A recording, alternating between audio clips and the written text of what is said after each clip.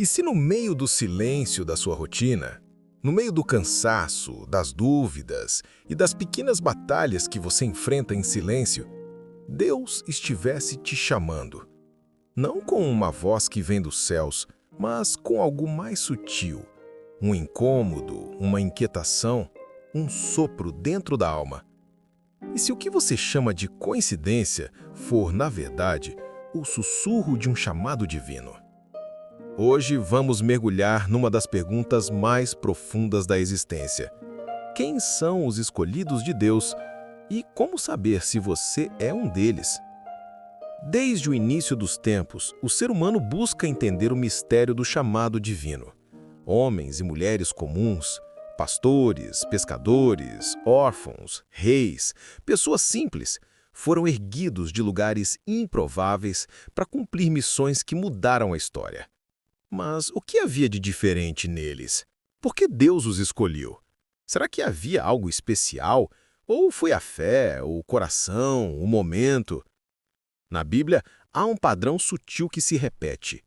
Deus não escolhe os fortes, Ele fortalece os escolhidos. Ele não busca os perfeitos, Ele transforma os dispostos. Moisés gaguejava, Jeremias duvidava, Gideão se achava pequeno demais, e mesmo assim, cada um foi chamado. E a força não veio antes do chamado, veio depois da resposta. E talvez seja assim com você também. Porque o chamado divino raramente chega em dias de paz. Ele vem quando tudo parece desabar, quando o sentido da vida se perde, quando o que antes te movia já não faz mais sentido. É nesse ponto de ruptura, nesse vazio silencioso, que Deus fala mais alto. O chamado de Deus não é uma voz que grita, é um toque sutil na alma que insiste. É aquela sensação de que você nasceu para algo maior, mesmo que não saiba o que é. É quando o coração começa a doer por coisas que antes você ignorava. É quando você passa a sentir empatia por dores que antes te eram invisíveis. O chamado divino é uma convocação à consciência. E os escolhidos de Deus são aqueles que ouvem. Mas ouvir não é simples, porque a voz de Deus não compete com o barulho do mundo. Ela se manifesta no silêncio, na solidão, nos momentos em que você se sente invisível. Quando parece que nada está acontecendo, é exatamente aí que o reino se move. Os escolhidos não se destacam pela aparência nem pela posição. Eles se destacam pela disposição de dizer sim, mesmo quando estão com medo. E é esse sim silencioso, dado no meio das incertezas, que muda destinos. Não existe um manual para saber quando Deus está te chamando, mas há sinais. Ele começa despertando dentro de você uma insatisfação sagrada, como se algo estivesse fora do lugar. Nada mais preenche, nada mais satisfaz. É como se o mundo perdesse a cor. Isso não é vazio, é convite. Depois vem o deslocamento. Deus move você de ambientes, de pessoas, de caminhos que já não cabem. É como se Ele dissesse, o que te trouxe até aqui não vai te levar adiante. Esse processo dói, porque o chamado é, antes de tudo, uma ruptura. E então vem o silêncio. O tempo em que Deus parece distante é, na verdade, o tempo em que Ele está te preparando. Porque os escolhidos não são formados nos palácios, são lapidados no deserto. É no silêncio que você aprende a discernir a voz dele e a diferenciar entre o seu medo e o seu propósito. Ser chamado não é receber aplausos, é receber peso, é carregar a responsabilidade de ser luz onde reina a escuridão. Por isso poucos aceitam, mas os que aceitam nunca mais são os mesmos. Responder ao chamado de Deus transforma cada camada da sua vida.